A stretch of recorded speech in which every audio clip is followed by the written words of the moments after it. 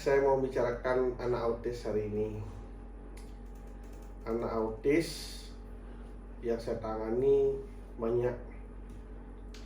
Ada yang sudah sembuh juga, tapi tidak bisa 80, tidak bisa 100%, cuma sampai 80% saja. Saya ingin berpesan kepada orang tua yang sekarang punya bayi, punya anak-anak yang umur 1 sampai 5 tahun. Itu tolong diperhatikan anak-anaknya ya. Lagi sebentar saya akan memberikan ciri-ciri anak autis itu ya.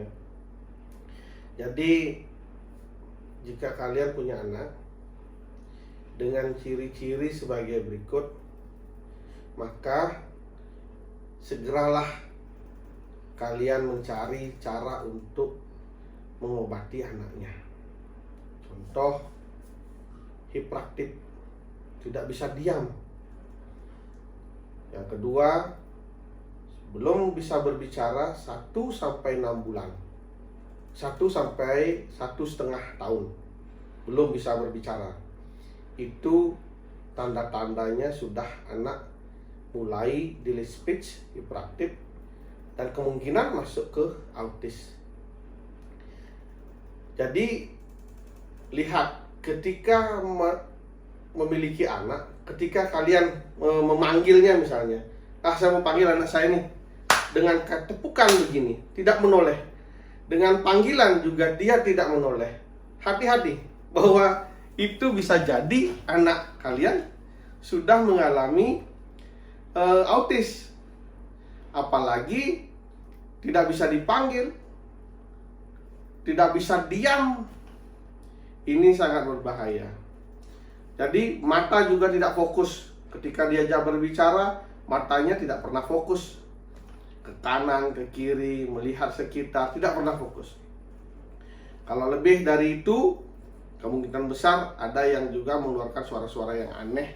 Anak itu tetap tidak bisa berbicara.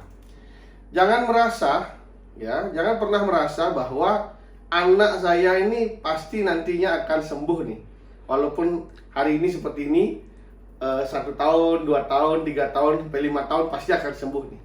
Jadi jangan percaya diri begitu ya. Segera periksakan anak ketika mengalami contoh-contoh yang seperti saya sebutkan yang tadi. Jadi harus segera. Kalau tidak, ini sangat berbahaya. Ya, kasihan masa depan anak itu. Kasihan juga kalian. Ya. Saya punya pasien banyak. Nah, rata-rata kalau yang Bali pasti masuk ke wilayah Balian atau ke dukun atau ke orang-orang pintar. Sampai di sana testimoninya sudah melukat, sudah mebayuh, sudah meperas gong berkali-kali, tak ada juga bisa sembuh, tidak bisa normal. Ada juga dibilang bahwa anaknya kena bebai, ada juga dibilang anaknya kena tempelan. Tolong sekali, ketika melihat anak jenis-jenis seperti yang saya sebutkan tadi, hiperaktif, delay speech, matanya tidak bisa fokus, liar, sulit diajak bicara, terus dipanggil juga sulit, mengalami teriak-teriak yang tidak jelas, ini adalah ciri-ciri autis. Oleh karena itu, segeralah periksakan anaknya, cari cara untuk menyelesaikannya.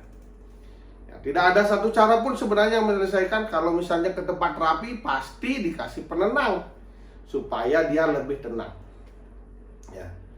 Sebenarnya anak autis ini harus diprogram di memorinya supaya dia lebih cepat bisa berbicara, lebih tenang menghadapi, dan juga harus didisiplinkan sehingga masa depannya ada gitu. Jadi saya juga berpesan kepada para spiritual seperti saya, jadi Balian atau siapalah, jangan tiba-tiba memvonis anak-anak seperti ini bahwa ketempelan lah, atau misalnya kena bebai lah, atau amah lea lah, atau kena apalah yang seperti itu. Itu tidak. Ini murni kesalahan programming otak. akibat banyak faktor, tidak satu faktor, banyak faktor. Kita akan bicarakan faktor-faktornya, faktor-faktor penyebab kerusakan memori pada anak. Yang pertama tentu dari kelahirannya, dari hamilnya, kena rubella. Nah, bisa jadi pas kena otak dia mengalami cacat di sana dan juga autis bisa terjadi. Faktor berikutnya adalah kesalahan orang tua mendidik anak dengan handphone dan media. Jadi berkali-kali, berhari-hari disuruh nonton, diajak nonton televisi, diajak nonton YouTube, diajak untuk melihat media. Seharusnya anak 0 sampai 5 tahun tidak boleh kena media. Karena tidak semua anak-anak otaknya kuat. Tidak semua. Tidak semua anak-anak memiliki kemampuan otak yang kuat.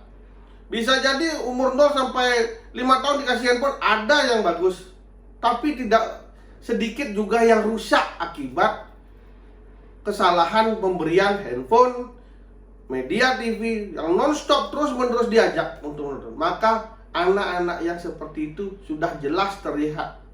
Ya, kalau dewasanya dari 5 atau 4 tahun ke atas, pasti dia kurang sopan santun, sering teriak-teriak. Jadi tantrumnya keras.